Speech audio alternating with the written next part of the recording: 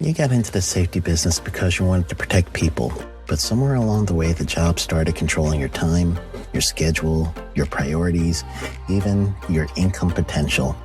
What if the expertise you've built over the years in the field can give you something more? More freedom, more control, more ownership of your future. I'm Sheldon Primus, the author of 7 Steps to Starting a Profitable Safety Consulting Business and the host of the Safety Consultant Podcast, with more than 350 episodes helping safety professionals become consultants and grow their career. Consulting changed my life. In fact, I'm a full-time RVer, and one consulting contract paid for my home I live in today. Now, I help safety professionals build their own consulting practice through bi-weekly coaching calls, accountability, and personal guidance. But this program isn't for everyone. Start with the Consultant Readiness Audit at sheldon.coach. What if everything we thought we knew about safety was just interference? From the host of the Rated R Safety Show and the founder of Safety FM comes the complete signal transmission trilogy, now available in one powerful edition. Safety, in my opinion, the book that started the conversation. Safety Mutation, where the boundaries of culture, systems, and belief begin to break. And now, Safety Transmission, the final piece of the signal. For the first time, all 3 books are together in one volume. The Signal Transmission Trilogy, Complete Edition. This isn't just about compliance. It's about consciousness. It's about decoding the way we think, lead, and live, inside and outside the system. Whether you've been following the signal since the beginning or you're just now tuning in, this is the version to own. Search Signal Trilogy on Amazon or visit safetyfm.com to get your copy now.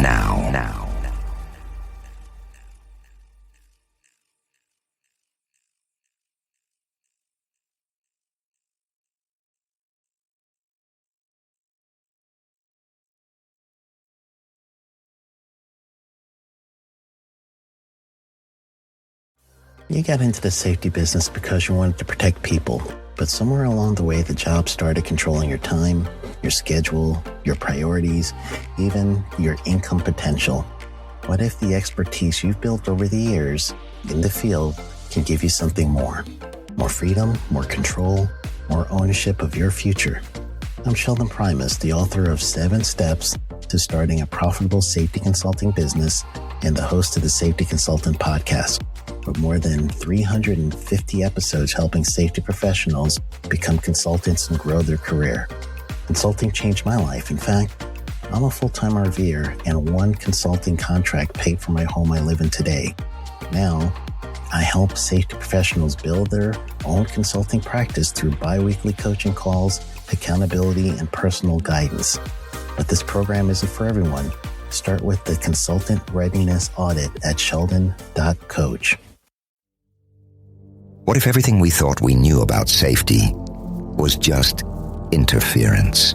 From the host of the Rated R Safety Show and the founder of Safety FM comes the complete signal transmission trilogy, now available in one powerful edition. Safety, in my opinion, the book that started the conversation. Safety Mutation, where the boundaries of culture, systems, and belief begin to break. And now, Safety Transmission, the final piece of the signal. For the first time, all 3 books are together in one volume. The Signal Transmission Trilogy, Complete Edition. This isn't just about compliance. It's about consciousness. It's about decoding the way we think, lead, and live, inside and outside the system. Whether you've been following the signal since the beginning or you're just now tuning in, this is the version to own. Search Signal Trilogy on Amazon or visit safetyfm.com to get your copy now.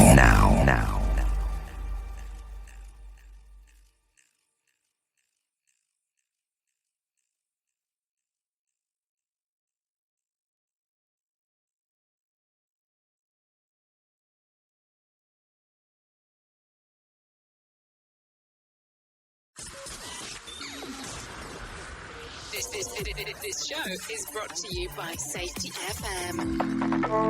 Well, hello and welcome to another episode of Safety FM with Jay Allen. I hope everything is good and grand inside of your neck of the woods as we are hanging out on this Tuesday, December the 3rd of 2024.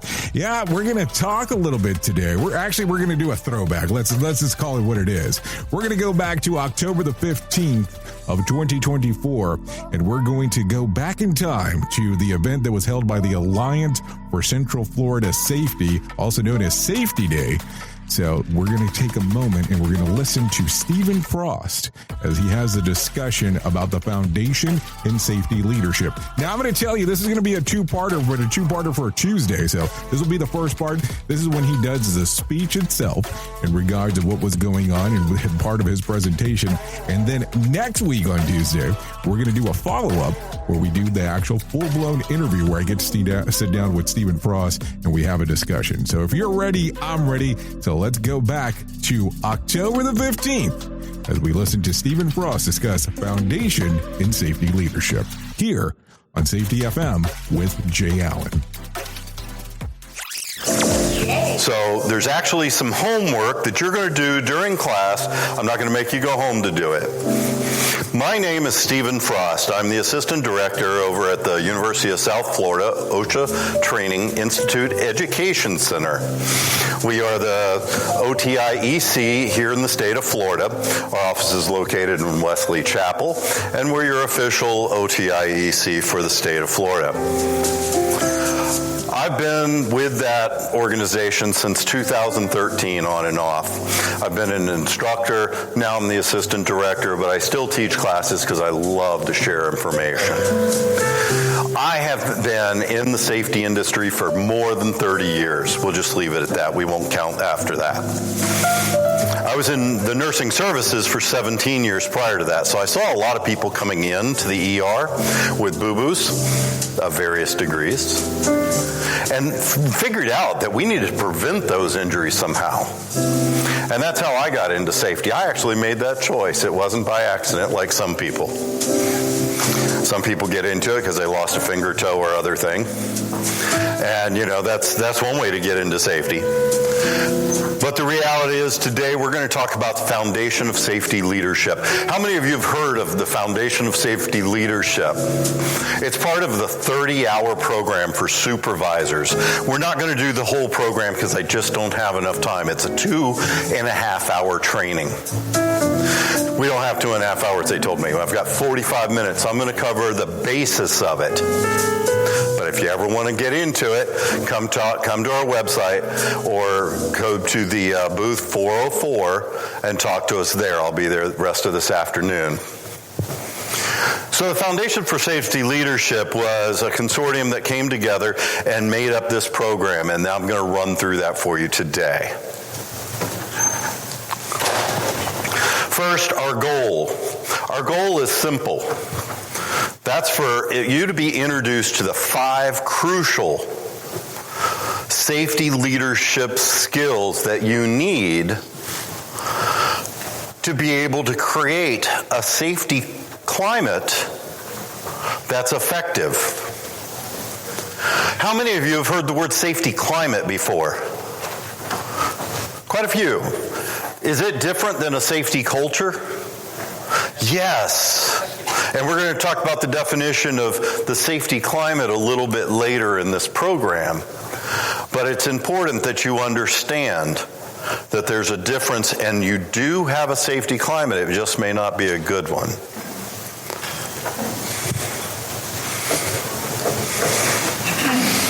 So our learning objectives today, by the end of this program, you're going to be able to explain why safety leadership's important. I think most of you probably are aware of that, but we'll talk about it a little more. You're going to be able to talk about the 5 skills of a safety leader.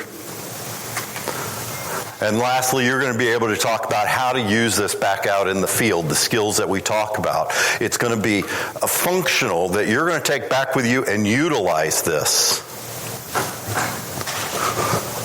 So I want you guys to think, and this is where your paper comes in, make 2 columns, and at the top of the first one on your right, put inefficient. What do inefficient leaders do that you've seen in the past or maybe at some point during your career? Hopefully not today. Just write down 2 or 3 of them. Who wants to volunteer one of those? Yelling, yes. That's funny that he had to yell that. Yelling at employees. What else? Setting a poor example. Not making sure that they're following, the rules themselves, right? I think I heard that. What about effective leaders? Let's write down some things that effective leaders do. Listening, yes. And we're going to talk more about listening, but that's a great one. What else? Positive reinforcement. Positive reinforcement. Walking the walk. Coaching people instead of telling them, right? Those are all great examples, and certainly where we need to take our great safety leadership and make it better. Because if they're listening, if they're doing what they need to do, we're going to see positive results. So, we've talked about safety leaders, but who are the safety leaders that we're talking about?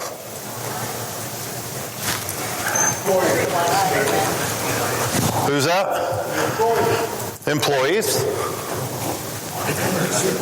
Supervisors. Managers. Everybody on our sites, right? Doesn't matter what we're doing, but it's anyone and everyone. That's the owner of the company down. It's got to be every person has to be a safety leader. We need to start teaching this to our folks from the day they get there.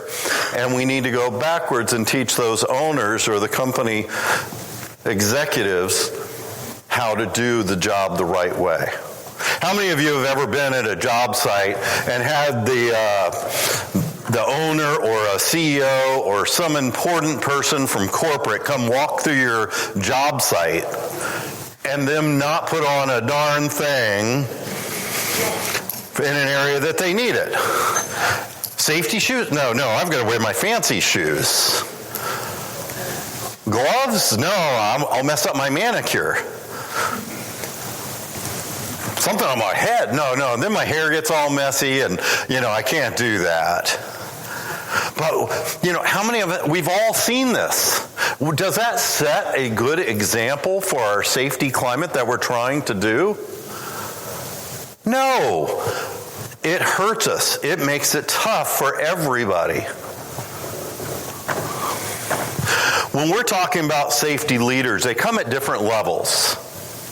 Now, those at the higher level, the safety leaders that are safety professionals, managers, owners of the company should be setting policy and precedent, right?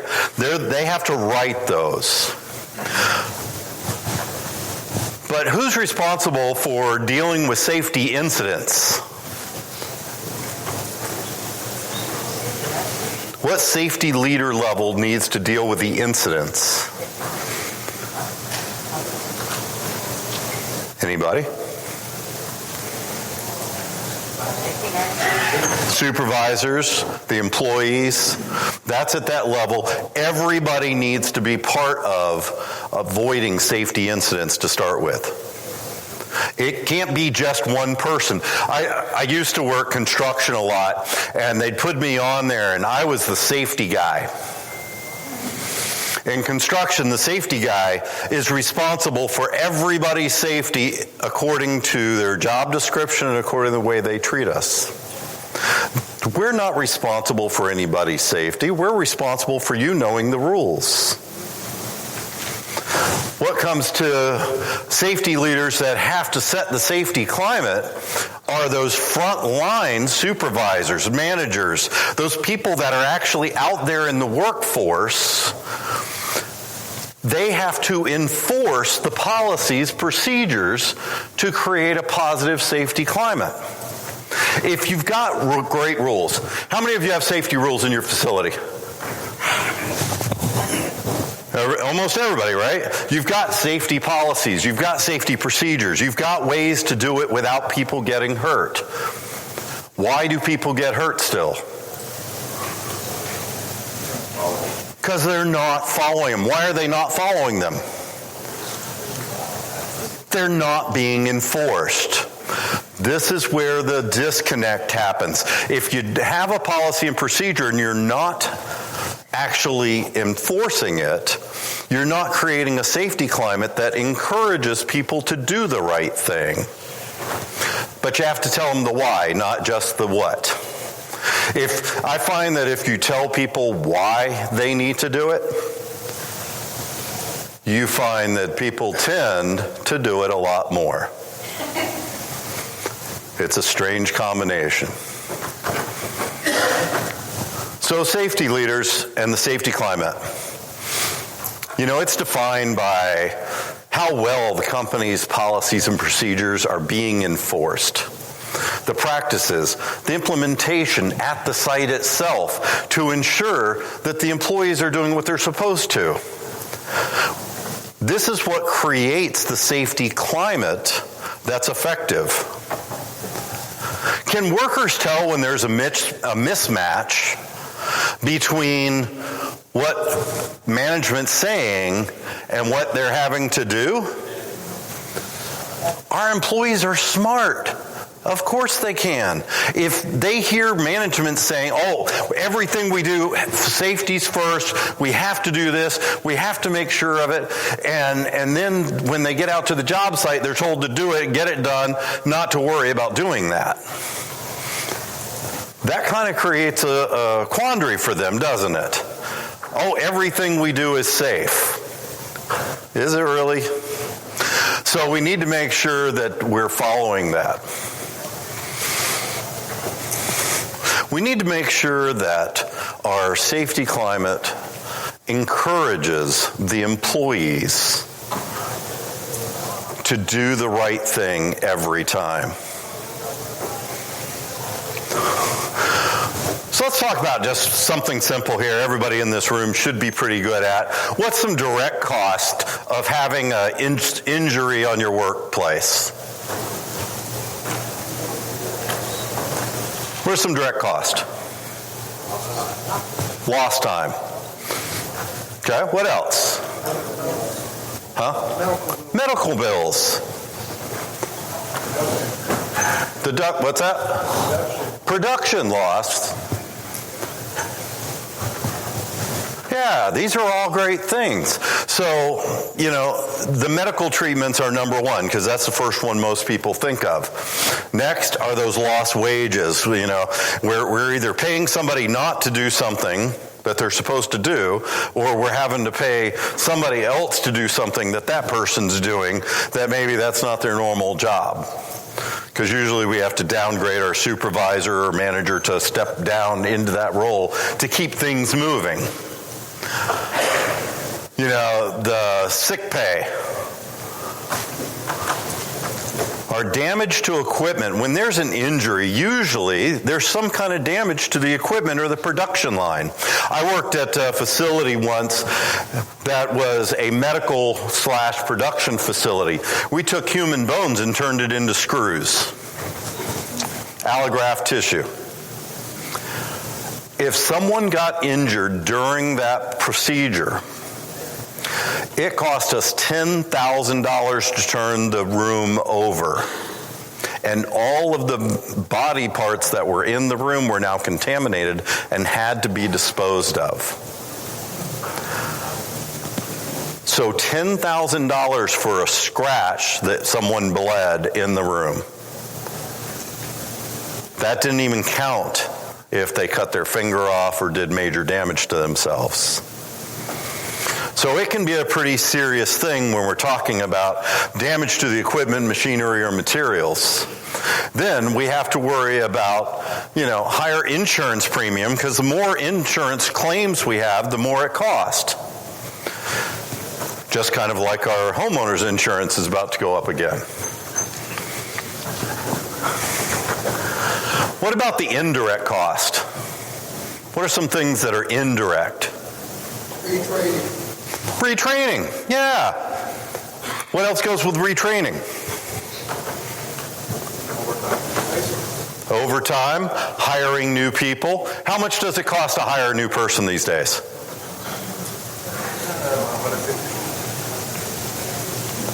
On average, it's about $3,000. Think about the time it takes to interview, the time it takes to sort through all those resumes, the time it takes to do the phone calls, the background checks, the drug tests, the physical checks, whatever you've got going. But on average, it's about $3,000. And if you don't think about the fact that it costs a lot of money to hire people, it does. You know, when HR doesn't seem to want to move forward on that, that's because it costs so much. Imagine if you've got a high turnover rate, and that's another one of those. You know, obviously any kind of a disability, someone is on disability for a long period of time, that's going to cost you money. You may have to change their job. Somebody that, has a shorter life expectancy. We'll talk more about the folks in the construction field and how it affects them in the long run.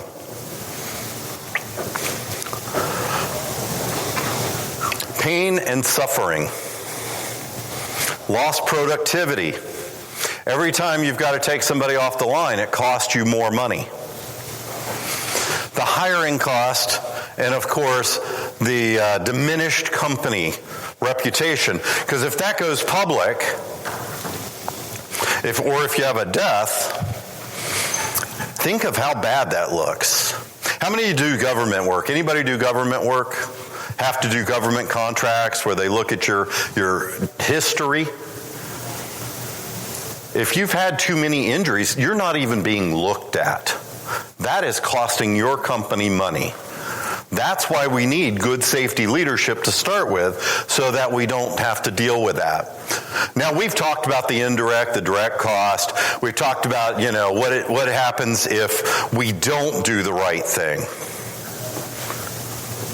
But let's talk about the benefits of doing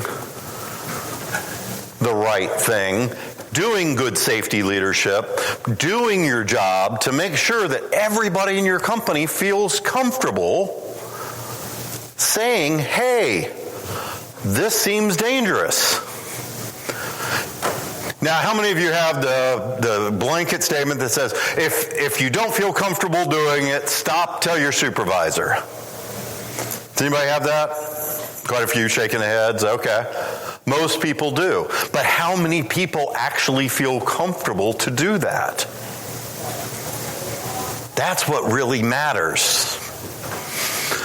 Some of the benefits are obviously increased morale. If you're not having a lot of injuries, people are happier. If your people are happier, they don't leave. Increased morale has a huge aspect on it. I don't know, anybody in here work in a really happy place where everybody in your group is happy? I see a couple of hands, not many though. Having a happy workplace is important. Increased teamwork, having people actually work together to get jobs done. I'll tell you, my office, we're very tight. We work very well as a team when we're there. We have a positive safety climate because we take care of each other, and everybody knows. After the storm was a great example. First question everybody asked. They don't go, hey, how's it going? They go, did anything happen, and do you need anything? That was the question that got asked in our office. That was the question we got asked with the University of South Florida. We had a big meeting yesterday that I went to, and that was their question. Does anybody need anything? Are you okay? Because it's a stressful time. That's a big deal. That creates a positive safety climate because people know that you actually care about them. Having reduced hazards, because if everybody's reporting the hazards that they see, We don't have any left. I used to play a game with my folks. I gave them a point for every hazard they were able to write up, say, yep, I found a cord across an aisle, I picked it up. They turn that in, they get a point for that. At the end of 3 months, whoever had the highest points went out to dinner with the owner of the company. It was a smaller company. They got to sit there with their wife, the president of the company, his wife, and have a great dinner. That was such a reward for these people. I didn't realize how big that was going to be when I started it. I told the owner, I'm going, hey, do you mind doing this? He's like, yeah, sure. I had thousands of points gathered up. That's thousands of hazards that were gone from the workplace. That's what we were looking for. Safer work practices, making sure that we have fewer injuries and fatalities. Better business reputation.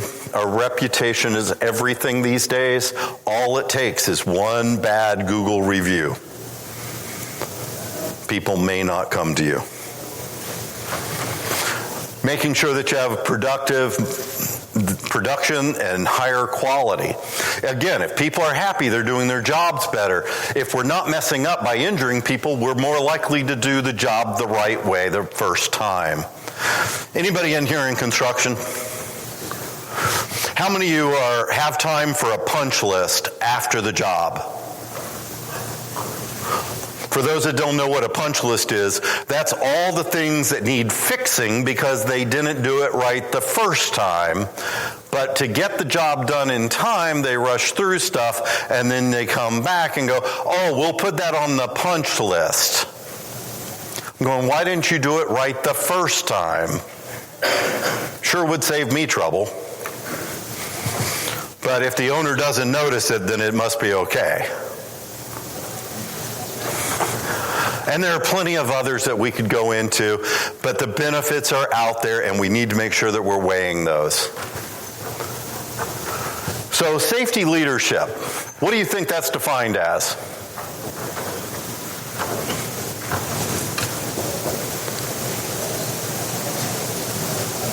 Anybody?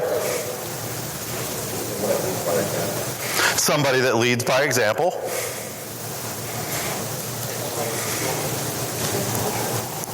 I heard something. What's that? Somebody that knows all the training. A leader sets up his crew for success. Sets up the crew for success. I love that one. That's a great definition. Now, for this course, they've defined it as a person who has the courage to demonstrate she or he values safety and by working and communicating with the team members to identify and limit hazardous situations, even in the presence of job pressures and cost. Because can safety slow down a job? Yes. But if it slows it down for the right reason, that's okay, as long as you plan for that. Do it right the first time and we'll save money, we'll save time. But it comes down to that. What do you guys think about the word courage?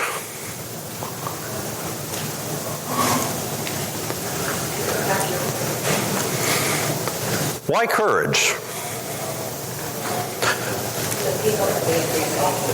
People can be intimidated. Do you think that it matters what level of safety leader you are? Changes how you're going to feel about that courage.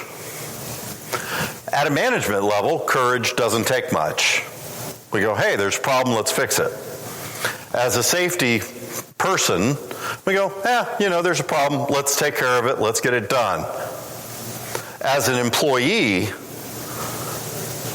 that courage becomes necessary. Because especially new employees. A new employee walking into your site sees something that you've never seen. Nobody's ever noticed, but has walked past it 1,000 times. But on this time, the new employee says, hey, that seems really dangerous. And you go, what's that? And you look at it from their point of view and go, That could be dangerous. But that takes courage for that new person or anybody at a lower level to speak up about. And that's what the courage is really about. It does, if we have the right safety climate and we let them know up front, no, we want you to tell us anything that you see. It changes the entire scheme of things. It changes the way that they're going to affect.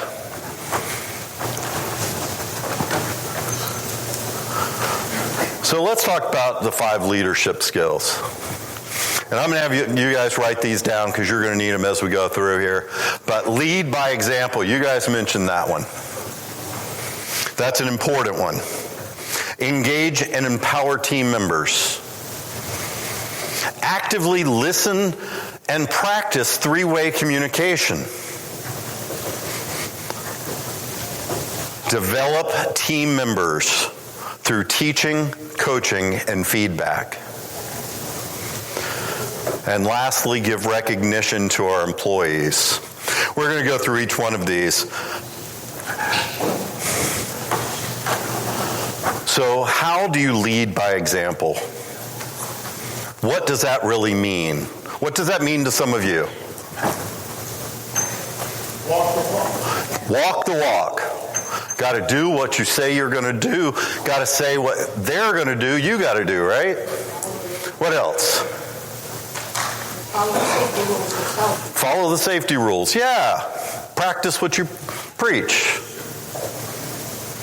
Know your subject matter. Got to know it. Well, you know what? They don't have to know it. They just have to understand it. They've got to understand the rules and actually follow them. They need to have a positive attitude about safety. So, if I brought your bosses here today, and before we came in here, I had them out there in the hall and said, all right, we're going to go in and we're going to have a safety briefing. What would their attitudes be? Oh my gosh, that's totally cool, let's go.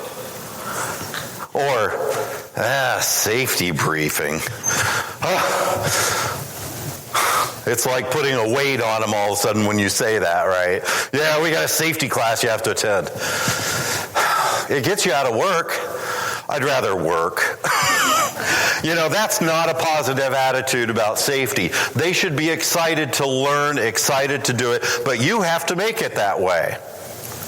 We have to get our safety leaders, our individual employees, to want to learn about it. We need to make sure that we establish safety as a core value. How many of you have heard the term safety first? How many of you use that? Worst term you could probably ever use. Safety's a priority, safety first. I love those. Those both kill me. When you got out of bed this morning, and that alarm went off, what's your first priority of the day? Turn the alarm off or hit snooze. Either one of those. Did you look over at your phone or wherever it is, your clock, to turn that off, or did you just reach over there blindly? Or you're like me and you just tell it to hush. I use Alexa a lot for that. Normally at home, it's just like, Alexa, stop.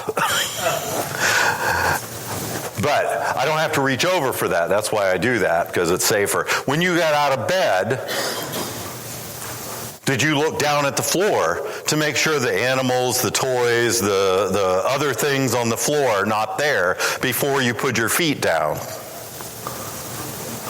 If you've got a safety value, you do. If it's safety priority, you've probably done it. Your priority is not what's below you. It's where you're going first thing when you get out of that bed.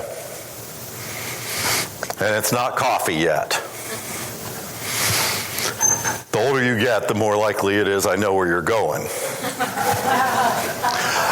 But the reality is changing your mindset, getting safety as a priority is not a good thing because priorities change moment to moment. A value is something that you get in your heart and lasts forever. You hold on to it. It's like your religion. Nobody in here change their religion this morning, did they? Probably not, because that takes time. It takes effort to change a value. Now, can we change all of our employees' value of safety overnight? One class.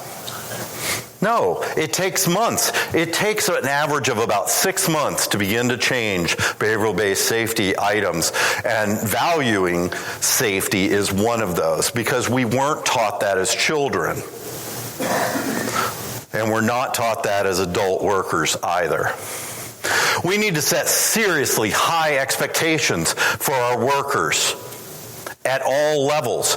That safety is before all other things. Now, I've worked for plenty of companies that said that, and only a few of them that I truly believe enforce that. Because if you set really high expectations and hold people to it, it changes their entire day. It changes everything they do. If somebody gets hurt at work, does it affect your workplace? Yeah. What if they get hurt at home? It still affects the workplace. So if we can change people's mindsets, it's a beautiful thing. We are protecting those people 24/7. One of the proudest safety moments in my entire life. I'm in Tennessee, working in Chattanooga, Tennessee for a place that with a lot of millwrights. And I don't know if you've ever worked with millwrights. They're a difficult group. Love them to death. But they take longer to change the mindset than anything else. The guy comes in my office, shuts the door behind him, and says, "Can I talk to you?" I'm thinking, well, you've already shut the door, I guess so. And he sits down and he tells me, "I was welding in my shop last night and I was grinding off the top of that weld and a piece of metal flew in and hit me in the safety glasses." I'm like, "Oh my gosh, are you okay?" He's like, "Yes, because of you. I would have never put these on without you." Constantly reminding me and telling me how important it was so that I could see my family.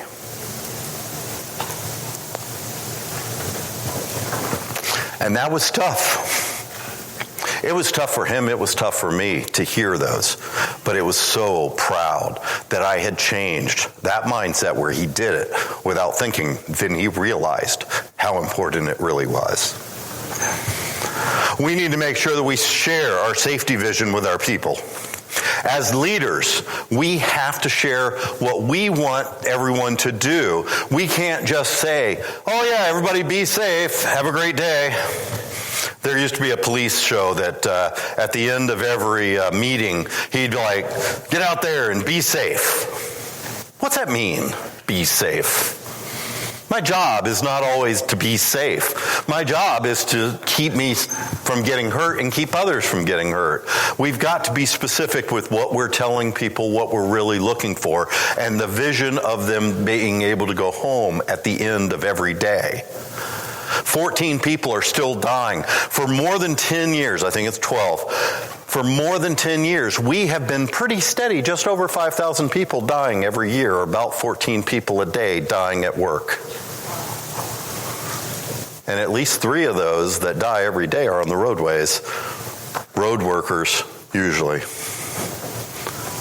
We need to make sure that we all, as safety leaders, walk the walk, that we don't find ourselves doing those things. We need to make sure that when we're doing it, everybody can see it, and doing it even when nobody's looking. We need to reinforce that everybody owns safety. It's not my job. I am not the keeper of every single person as the safety person. I won't take another job where they have that in the job description. You're in charge of everybody's safety. No, I'm not. I am not their supervisor. I'd fire a lot of people if I was. So we need to make sure that they understand it's everybody owns it. We have to lead up. What's lead up mean?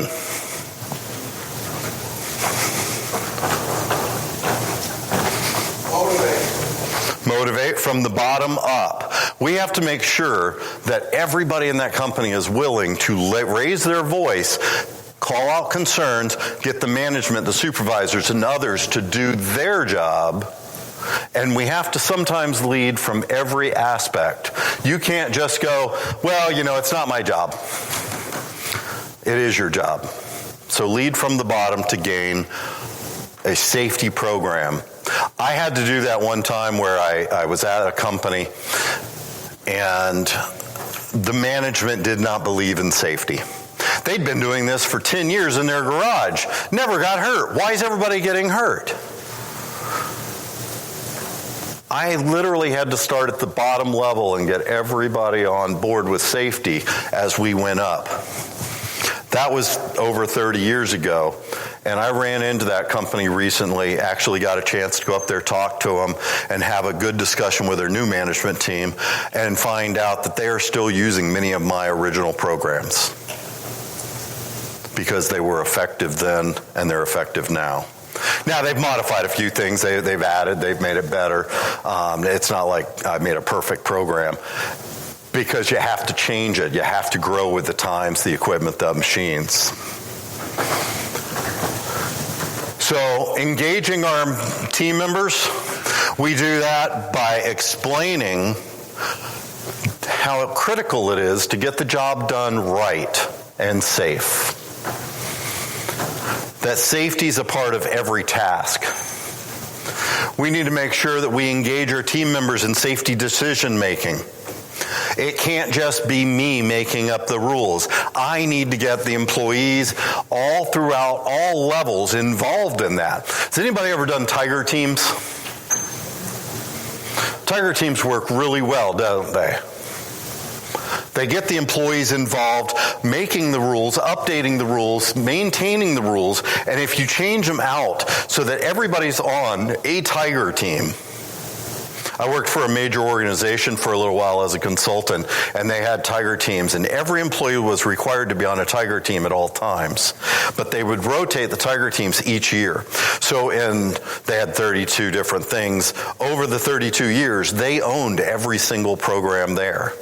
And people stayed with this company that long. Think of that. They were the ones that wrote the safety rules. Isn't it a little hard for them to break them? If you wrote it and you agreed to it and you sent it out to the rest of the employees, suddenly you're going, I guess I got to follow that. Maybe we need that for drivers. Because obviously people aren't real sure about that. We need to make sure that we're conducting morning huddles or pre-shift huddles to ensure that they're talking about what they're going to do, how they're going to do it, what's going to happen during that day. And we need the employees to be involved in that, not just somebody reading it off to them. Have them write it up. We need to empower the team members to get in there, voice their concerns, talk about the issues that they see, the hazards that they face, and to know that they can report it without any chance of retaliation. In fact, we need to reward people for when they report near misses. How many of you report near misses or give a reward for near misses? I'm a huge believer in that. The reality is we want them to tell us. If they're not telling us, we don't know. So it's a matter of us wanting to promote a safety climate that works. Active listening. Now, I am going to be wrong here for a second. I hope you guys don't mind. There is a gender bias in active listening. And I hate to say that, but there really is. My wife tells me all the time that I obviously am a man. Because she tells me stuff and I don't remember. She swears she tells me. And sometimes I'll remember part of that conversation. So we started practicing three-way communication, and it started working a little better for us. I'm actually learning to stop and pay attention to what she's saying. Not read, not type, not do other stuff. Well, that's what we need our employees to do. If they're texting or getting on their computer or they're looking at another document, when you're trying to talk to them, that's not very effective, is it? We need to stop, look at the person, look them in the eye, make sure that we're paying attention to them and actually having that. We have to respect them for what they're saying. Then, we have to pay attention to the nonverbal cues. This is why we need to look at them. Can you tell if somebody's happy or sad? Generally. Can you tell if somebody's nervous? Body language is everything. What's coming out here can be entirely different than here. If I came up here and I was like this, you guys would be, oh, this is going to be fun. But just by standing up straight and a little bit of movements, it changes everything. That's body language, and we do react to it, sometimes without even realizing it. Or, have you ever been talking to that person and they're off looking up in space most of the time? Because they can't look you in the eye as they're telling you something? Because maybe they're afraid that they're telling you something that you don't want to hear, or they're making it up. We need to listen to hear what's being said versus coming up with a response. This is something my wife says I used to do. I was notorious for it. She'd be telling me something, and I would be coming up with an answer to it. I'm ready to respond with whatever it is that needs to be done. I'm like, oh, you know what you need to do. Never a good way to start a conversation with my wife, by the way. She was just telling me. She didn't actually want my input at that point, but I didn't know that for a really long time. But I figured it out finally. Like I said, we started practicing three-way communication. Ask clarifying questions if you don't understand. And this is a hard one because if somebody's telling you something and you don't understand it, you have to ask for those clarifying those comments. So you want me to do what? Great example is, sir, will you get me a sandwich, please? What kind of sandwich? That's a proper question. That's a clarifying question. And then what if I need a drink and chips and other things? We need to make sure that when we're asking for things, we're giving all the information up front to be clear. Because just go get me a sandwich doesn't mean much. Actively listening is just part of it. The three-way communication. Anybody here at your workplace practice three-way communication on a regular basis? Only one person in this room. I worked for TVA for a little while. Tennessee Valley Authority. They actually have a requirement on their job sites to practice three-way communication. If you get caught not practicing three-way communication, you have two choices. Leave or leave. They're serious about it. They want to make sure that you are practicing three-way communication on every task that you do. And we need to make sure that you've got the listener's attention, that I've got you. So it'd be like, Sean, and I want to see you looking at me. You're looking back and forth, and as we're having the conversation, I can read what you're doing, you can read what I'm doing, and then be direct and concise. For some of us, being concise is a little bit hard. And sometimes direct comes across what? A little harsh. But if you always practice it and get into a rhythm with it, you'll find that it's very easy. Even, like I said, my wife and I have started doing three-way communication on key things. So you're direct. I need you to go to the store, pick up bread, milk, eggs, and sugar. Now, what did I tell you is her part of that. And I go, you said to pick up bread and sugar. She's like, that's part of it. Was there something else? And I said, yeah, I can't remember. Was it chocolate? She's like, no. So we practice that, and she coaches me to know what she needed. And she said, well, maybe you need to write that down. Okay, I'll write it down. Then I always forget the note. But we are working on it. I didn't say we were perfect at it. We need to clarify any misunderstandings, make sure that our communication is good. We need to then do our teaching and coaching. What's the difference between teaching and coaching?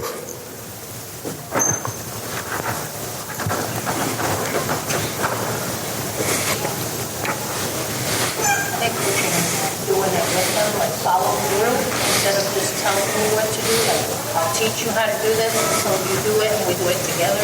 Teaching is learning, in a short version. What's coaching?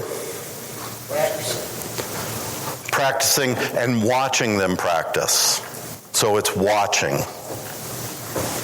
Then we have feedback. Feedback is a very important thing. How many of you get feedback at work? How many of you get feedback every week? Quite a few. I'm impressed. How many of you get feedback only once a year? How effective is feedback once a year? No, it's terrible.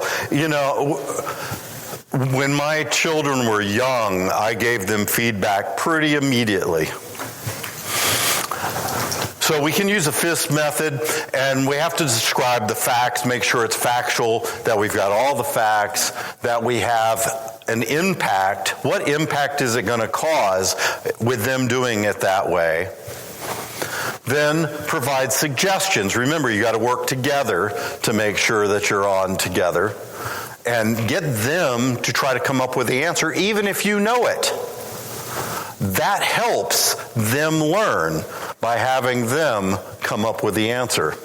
And it has to be timely, and by timely I mean as soon after as possible without causing an incident and stopping them. That if you wait 6 months to tell somebody that they did something wrong, they've been practicing the wrong thing for 6 months, and they didn't know it was wrong. So we have to recognize our team members, and that's making sure that we give recognition separate from other things. Don't be talking to them about the job and then go, oh yeah, and by the way, you guys are doing a great job out there. And when you do recognize somebody, give them praise in private. So pull somebody aside, say, you know, you're doing a really great job at whatever, and be specific. Don't just give the good old boy, you're doing great. Make sure that you're specific about it. And then give the praise publicly if they approve. Why wouldn't we want to give praise in front of everybody? What might that cause in a workplace? Jealousy. Yeah, it can make a target on their back. It can be a bad thing, and they may not want that. Some people are all about it, but not everybody. So the Foundations of Safety Leadership has these little scenarios that you can go through, and it starts with cover up, and that's the easiest one, showing three-way communication, all the way down to Fritz's shortcut, and each one of those gets more in depth to the 5 safety leadership skills that you need. Like I said, this program was put together. This is a short version of it. You can get this online if you type in Foundations for Safety Leadership. I will tell you it's a huge program when you download the scenarios, because it has little videos. It's got a lot of stuff with it. It's got little handbooks and all these things, but it's very valuable for you to download. These are the folks that created this. I wish I could take any credit for that. The biggest one is the CPWR. They were kind of in charge of putting this together, and we do want to thank them for all of their work. Can I ask, are there any questions? Did everybody have a good time? All right. Thank you very much. I appreciate your time today. I hope that each of you will take this home and practice it. Remember, it is also marriage counseling as well as safety counseling. Thank you. Have a great day. The views and opinions expressed on this podcast are those of the host and its guest and do not necessarily reflect the official policy or position of the company. Examples of analysis discussed within this podcast are only examples. They should not be utilized in the real world as the only solution available, as they are based only on very limited and dated open source information. Assumptions made within this analysis are not reflective of the position of the company. No part of this podcast may be reproduced, stored in a retrieval system, or transmitted in any form or by any means, mechanical, electronic, recording, or otherwise, without prior written permission of the creator of the podcast, Jay Allen. You got into the safety business because you wanted to protect people, but somewhere along the way the job started controlling your time, your schedule, your priorities, even your income potential. What if the expertise you've built over the years in the field can give you something more? More freedom, more control, more ownership of your future. I'm Sheldon Primus, the author of 7 Steps to Starting a Profitable Safety Consulting Business and the host of the Safety Consultant Podcast, with more than 350 episodes helping safety professionals become consultants and grow their career. Consulting changed my life. In fact, I'm a full-time RVer, and one consulting contract paid for my home I live in today. Now, I help safety professionals build their own consulting practice through bi-weekly coaching calls, accountability, and personal guidance. But this program isn't for everyone. Start with the Consultant Readiness Audit at sheldon.coach. What if everything we thought we knew about safety was just interference? From the host of the Rated R Safety Show and the founder of Safety FM comes the complete signal transmission trilogy, now available in one powerful edition. Safety, in my opinion, the book that started the conversation. Safety Mutation, where the boundaries of culture, systems, and belief begin to break. And now, Safety Transmission, the final piece of the signal. For the first time, all 3 books are together in one volume. The Signal Transmission Trilogy, Complete Edition. This isn't just about compliance. It's about consciousness. It's about decoding the way we think, lead, and live, inside and outside the system. Whether you've been following the signal since the beginning or you're just now tuning in, this is the version to own. Search Signal Trilogy on Amazon or visit safetyfm.com to get your copy now.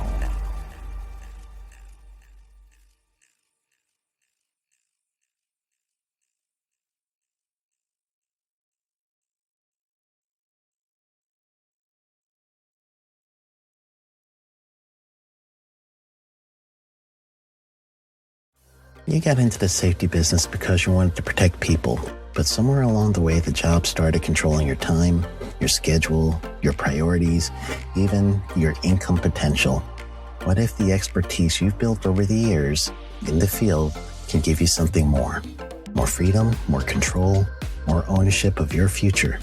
I'm Sheldon Primus, the author of 7 Steps to Starting a Profitable Safety Consulting Business and the host of the Safety Consultant Podcast, with more than 350 episodes helping safety professionals become consultants and grow their career. Consulting changed my life. In fact, I'm a full-time RVer, and one consulting contract paid for my home I live in today. Now, I help safety professionals build their own consulting practice through bi-weekly coaching calls, accountability, and personal guidance. But this program isn't for everyone. Start with the Consultant Readiness Audit at sheldon.coach. What if everything we thought we knew about safety was just interference? From the host of the Rated R Safety Show and the founder of Safety FM comes the complete signal transmission trilogy, now available in one powerful edition. Safety, in my opinion, the book that started the conversation. Safety Mutation, where the boundaries of culture, systems, and belief begin to break. And now, Safety Transmission, the final piece of the signal. For the first time, all 3 books are together in one volume. The Signal Transmission Trilogy, Complete Edition. This isn't just about compliance. It's about consciousness. It's about decoding the way we think, lead, and live, inside and outside the system. Whether you've been following the signal since the beginning or you're just now tuning in, this is the version to own. Search Signal Trilogy on Amazon or visit safetyfm.com to get your copy now.